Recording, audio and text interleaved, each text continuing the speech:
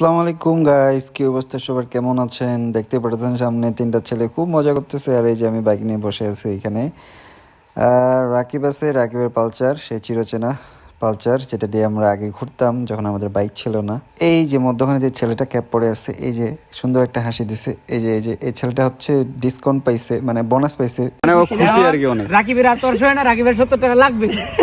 আর রাকিব হচ্ছে মানে যেখানে 1 টাকা 2 টাকা ছাড় ওইখানে দৌড়াদৌড়ি শুরু করে দেয়। ওর দেখে গেছি ওটা একদিন দিয়ে ছাড়টা দেখছি না ঠিক আছে। তারপর বন্ধু আমার দেবাশিস সেই যে বাইকটা চালানোর জন্য একটু চেষ্টা করতেছে, যদিও লাগাল পাচ্ছে না, বাট ট্রাই করতেছে আর কি। বলতেছে বন্ধু একটু দেখি চালাই আসি, রমজান মাসে রোজাটা মাকরু হয়ে যাবে।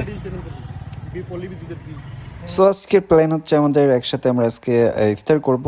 অনেকদিন পর আসলে আজকে আমাদের দেখা, সবাই সবার কাজে বিজি। সাকওয়াত ঢাকায়, দেবাশিস তো পঞ্চগড়ে থাকে, রাকিব দিনাজপুরে থাকে, বাট এখন আগের মতো আসলে দেখা হয় না, সবাই সবার কাজে বিজি। এতগুলো মানে সবাইকে আলাদা রিজি ব্যবস্থা করে দিছি, একজন কেউ আসলে কি ওই কি হইতে পারবো না, আর হয়ে যাবে না। খাওয়ার ব্যাপারটা তোর এটা তোর কথা হচ্ছে, বাইরের লোক তোর এটা বুঝবে না, এটা একটা কথা। এটুকু দেখেই বুঝতে পারছেন আমরা কি বিষয় নিয়ে আলাপ করতেছি। অনেক গুরুত্বপূর্ণ একটা বিষয় নিয়ে আলাপ করতেছি, এটা হচ্ছে বিয়ে। রাকিব বলতেছে যেহেতু সবাই আমরা চলতে পারতেছি, সো একজন আসলে বাসায় এমন তো মানে বড় আহামরি তেমন কিছু হবে না, তাই না? একজনের তো খাওয়াইতে পারবো, সেটা নিয়ে আলাপ করতেছি আর কি।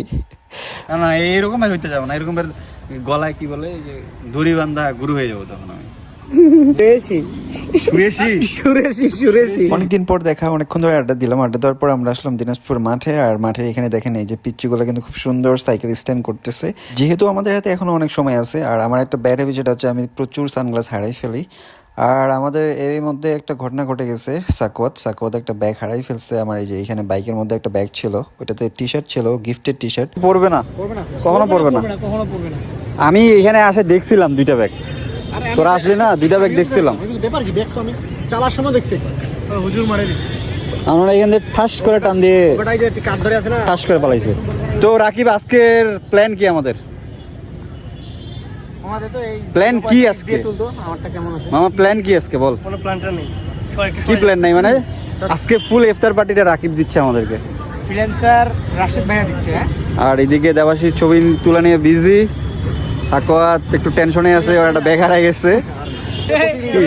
মানিব্যাগটা মেরে দেওয়া সহজ হবে, ধরবে কি মারা দিছিস? কি মানি ব্যাগ কার? না, মারি দেয়নি মামা, মানিব্যাগ দান করলাম ওরে।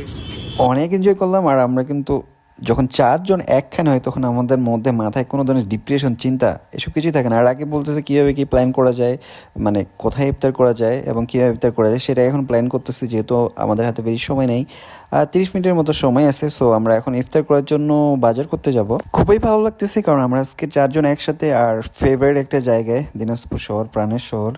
আর আমরা এখন যাচ্ছি ইফতার কিনতে। ইফতার কেনার পর তারপর আমরা কোথায় ইফতার করবো সেটা সিলেক্ট করব। আমরা ট্রাই করব মাঠের মধ্যে ইফতার করা, যেহেতু বাইরে বের হয়েছি, বাইরে ইফতার করাটাই আমাদের মনে হয় বেটার হবে। তারপর পাশেই দেখলাম যে এরকম দোকানগুলো, রাকিবকে বললাম রাকিব এখান থেকে কিনে আমরা। আমি শুধু ভিডিও করতেছিলাম আর দেবাশিস এগুলো খুব ভালোভাবে কিনতেছিল। দেবাশিস কলেজ থেকেই কিন্তু খুব ভালো অ্যারেঞ্জ এবং ম্যানেজমেন্টের যে বিষয়গুলো এগুলো খুব ভালোভাবে করতে পারে। আসলে ইফতারের বেশিক্ষণ সময় ছিল না, তাই দোকানগুলোতে প্রচুর ভিড় ছিল, তাই আমরা আরো অন্য একটা জায়গায় গেলাম, অন্য একটা দোকানে গেলাম, সেখানে আরো অন্য কিছু কেনার জন্য। বাট এই যে দেখেন কি একটা অবস্থা, প্রচুর ভিড়। তারপর ফাইনালি আমরা মাঠের মধ্যে, আর এই যে দেবাশিস এগুলো সবকিছু রেডি করতেছে। আর এই যে দেখেন মাঠে চারপাশে কিন্তু আমাদের মতো আর অনেক লোকজন ইফতার করার জন্য রেডি হয়ে বসে পড়ছে। সবগুলো দিস না, অনেকগুলো হয়ে গেছে। আচ্ছা এই যে চলাগুলা বের কর।